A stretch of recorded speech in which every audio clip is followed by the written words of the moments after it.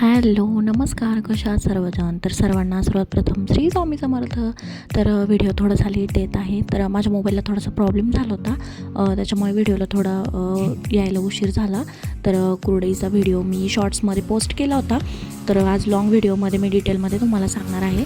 तर गहू आम्ही 3 दिवस भिजू घातले होते बरं का, छान स्वच्छ निवडून स्वच्छ पाण्यामध्ये ते भिजत घातले आणि दुसऱ्या दिवशी पुन्हा एकदा ते पाणी बदलून एकदम स्वच्छ पाणी घातलं. आणि चौथ्या दिवशी ते वाटायला म्हणजे चिक काढायला बारीक करायला ते आलं. तर मी मम्मीला बोलवून घेतलं होतं बरं का. माझ्या आणि मम्मीच्या एकत्रच कुरडया आम्ही करणार होतो, कारण आमच्या आईंची तब्येत एवढी बरोबर नसते आणि मला मदत करू लागायला कोणी नव्हतं आणि मम्मीलाही नव्हतं. मागच्या वर्षी साक्षी होती, मग त्यामुळे ती करू लागत होती. तर तिला म्हटलं, ये तू, आपण मिळून दोघीजणी इथे करूया. तर हा माझा भाऊ आहे आर्यन, खूप लाजत होता बरं का व्हिडिओमध्ये यायला, तरी पण मी त्याला गपचूप व्हिडिओमध्ये घेतलं.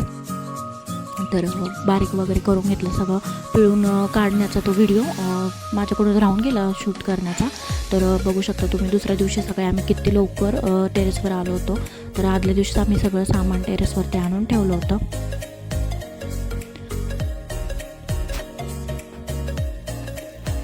तर सगळं सामान वगैरे आणून ठेवलं आणि चूलवरतीच केली होती आम्ही. टेरेसवर खाली माती टाकली होती बरं का. तर आमच्या आहोंना मी बळच घेऊन आली होती बरं का वरती, कारण चिक हाटणं आणि 2 पायलाचा चिक होता बरं का, तो हाटायला खूप अवघड जातो. आमच्या शेजारच्या ताईंनी पण मला खूप मदत केली. तर सगळ्या जॉबला जातात तरीसुद्धा त्या माझ्यासाठी वेळात वेळ काढून माझ्याकडे आल्या बरं का. खूप छान, माझ्या सगळ्या मैत्रिणी खूप छान आहेत, खूप हेल्पफुल आहेत त्या. तर प्रत्येक कोणतंही काम असलं तरीसुद्धा मदत करतात. नाही, आमच्या आहो बघा कसे चिक हटत आहेत. त्यांनी आधी कधीच केलेलं नाही बरं का, फर्स्ट टाईम त्यांनी मदत केली. कारण मला एवढी म्हणजे हटायला बायकांना पण एवढं बळ पाहिजे ना हो. तर आमच्या 8 वाजेपर्यंत तर सकाळी कुरड्या झाल्या होत्या. आम्ही सकाळी 6 वाजता गेलो होतो टेरेसवरती. तर ह्या आहेत आमच्या काकू. तर 1-2 दिवस मी कुरड्या वाळून दिल्या छान, आणि त्यानंतर म्हटलं डायरेक्ट आपल्या तळून छानपैकी रिव्ह्यूज देवा तुम्हाला की कशा झाल्या. तुम्ही बघू शकता, कुरडई छान तेल टाकून घ्यायचं आणि अशी फिरवत तळून घ्यायची, म्हणजे सगळीकडून ती फिरलं जाते. तर म्हटलं बघू शकता तुम्ही किती पांढरी शुभ्र अशी आपली कुरडई झालेली आहे. तर कुरड्या वगैरे तळून घेतल्या, राहिलेलं तेल मी काढून घेतलं आणि त्यामध्येच मी मेथीची भाजी करणार होते. पातळ मेथीची भाजी करणार होते, कारण आम्हाला पातळी आवडते आणि आमच्या आहोंना सुक्की पण आवडते.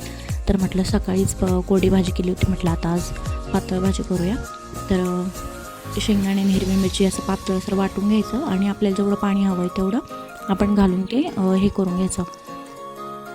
आणि गोलू आणि पिऊसाठी म्हणजे मिठाची, त्यांना तिखट चालत नाही ना, तर मिठाची मी त्यांना साधी मुगाची डाळ घालून बनवणार ते भाजी.